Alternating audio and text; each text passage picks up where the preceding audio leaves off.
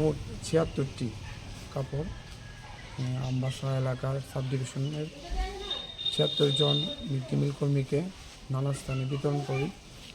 প্রকৃতপক্ষে তারা বেতন পায় ২৫০০ টাকা এবং তাদের কোনো লাইফ ইন্স্যুরেন্স নেই। যদি আগুনে লাগে এবং কেউ মারা যায়, রান্নাগত অবস্থায় রান্না করার সময় যদি মারা যায়, তাদেরকে সাহায্য করার মতো কেউ নেই। আমি সরকারের কাছে প্রার্থনা করব যে ওদের একটা ইন্স্যুরেন্স করার জন্য, যে আগুন লেগে যদি কোনো ডেথ হয় তাদের জন্য একটা ইন্স্যুরেন্স করার জন্য, পাশাপাশি তাদের বেতন বৃদ্ধি। এবং তাদের একটা সমস্যা রয়েছে, তারা নাকি 10 মাসের বেতন পায়, অর্থাৎ 12 মাসের বেতন পায় না।